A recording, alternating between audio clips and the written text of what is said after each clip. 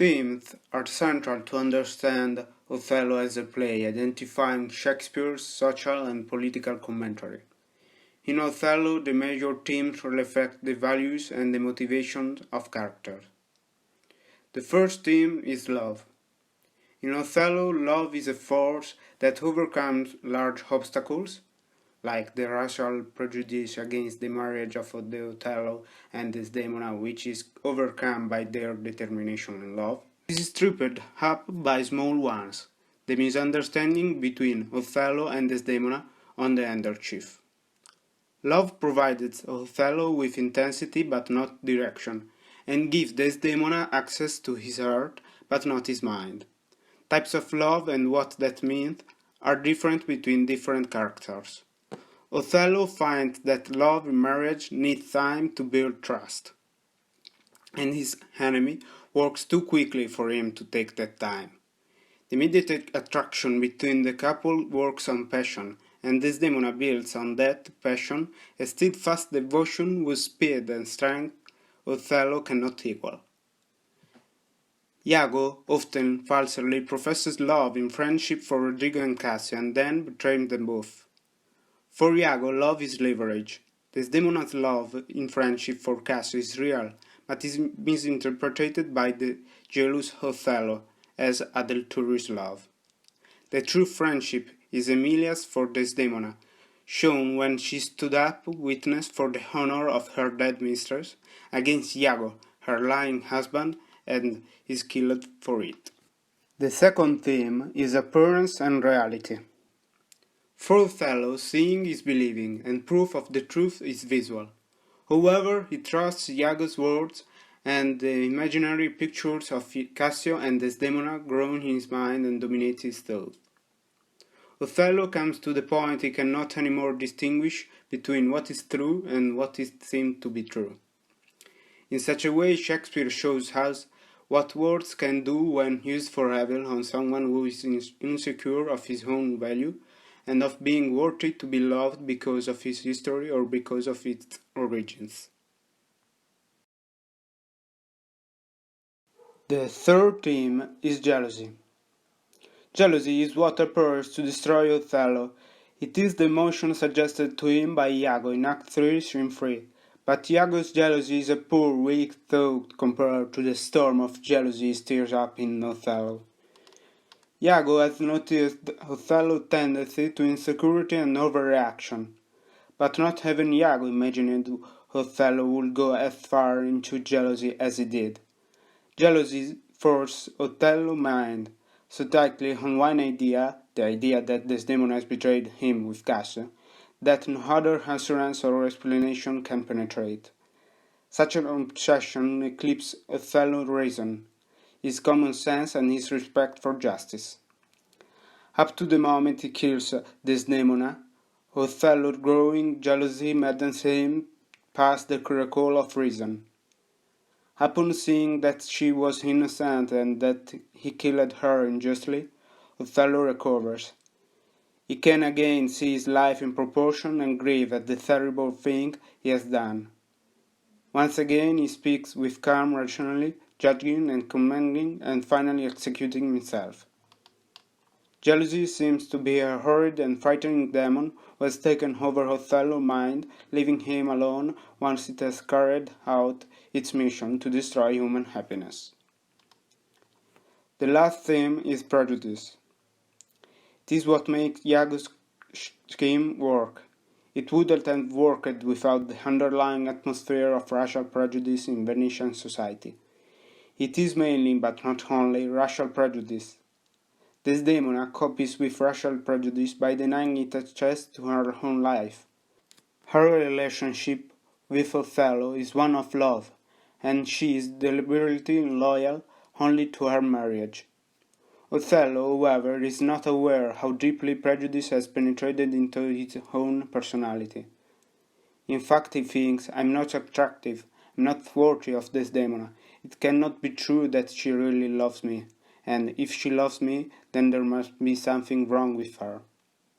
He doesn't share his concern and fears directly with Desdemona, and so he acts on panicked assumption. Only a full self-knowledge and self-righteousness would have saved him from the accompanying slough of internalized prejudice and the direction venom of Iago.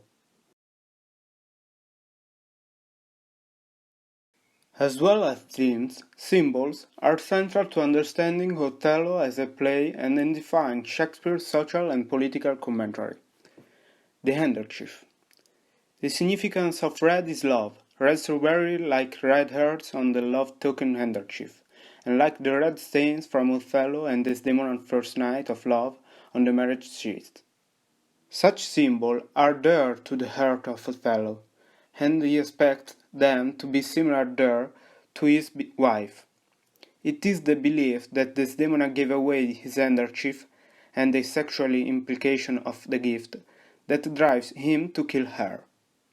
The candle. The candle Othello blows out just before he murders Desdemona symbolizes him extinguishing her life. The animals.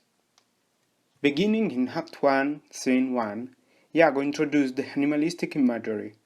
According to Iago, there is something bestial and animalistic about Othello, the whole black ram. He is base and bestially, somehow beneath everyone else in Venice because of his North African heritage. The animal imagery permeates the play, often referring to Othello's otherness. This is how Iago succeeds in feeding prejudice against Othello. The location. Shakespeare often uses different locations to represent mindset. In Othello, Venice represents civilization while Cyprus symbolizes the wilderness. The idea is that what happened in the Cyprus will never happen in the civilized city of Venice. Synopsis of Act 5, Scene 2. Othello prepares to kill Desdemona, trying to convince himself that he is acting out of justice, not revenge.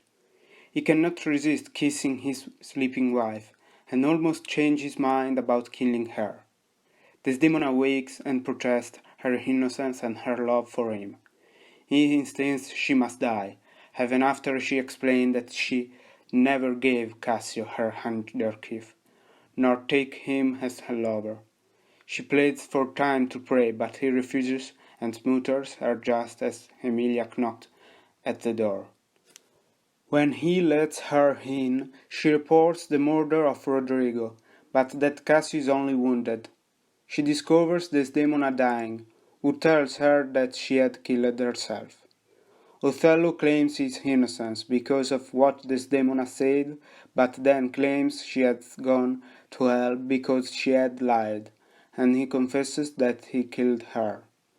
Othello explained that he knew of Desdemona's adultery through Iago, but Emilia is incredulous of this, and contemptuously calls him a murderer and her husband a liar. It is the cause.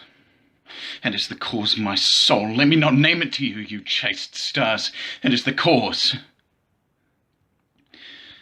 Yet I'll not shed her blood, nor scar that whiter skin of hers than snow and smooth as monumental alabaster. Yet she must die, else she'll betray more men. Put out the light, and then put out the light. If I quench thee, thou flaming minister, I can again thy former light restore, should I repent me. But once put out thy light, thou cunning pattern of excelling nature, I know not where is that Promethean heat that can thy light relume. When I have plucked the rose, I cannot give it vital growth again. It must needs wither. I'll smell it on the tree.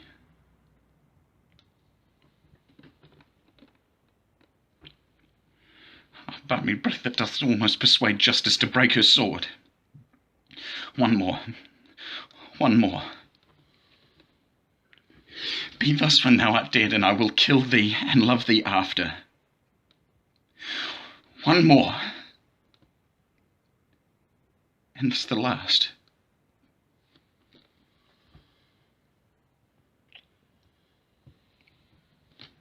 so sweet was near so fatal. I must weep, but they are cruel tears. The sorrow's heavenly, and strikes where it doth love.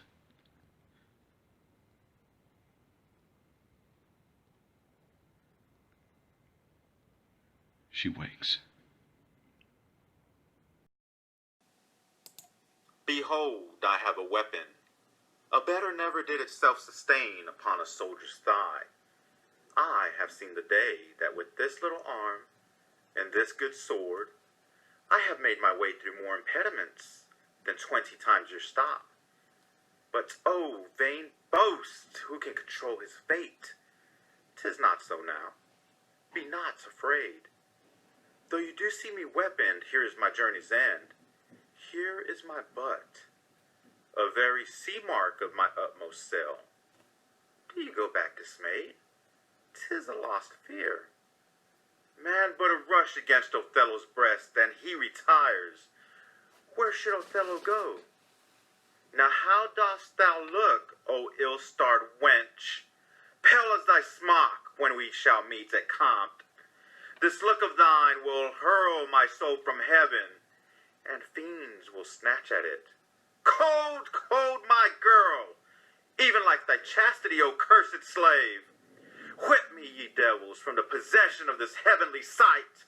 Blow me about in winds, roast me in sulphur. Wash me in steep down gulfs of liquid fire.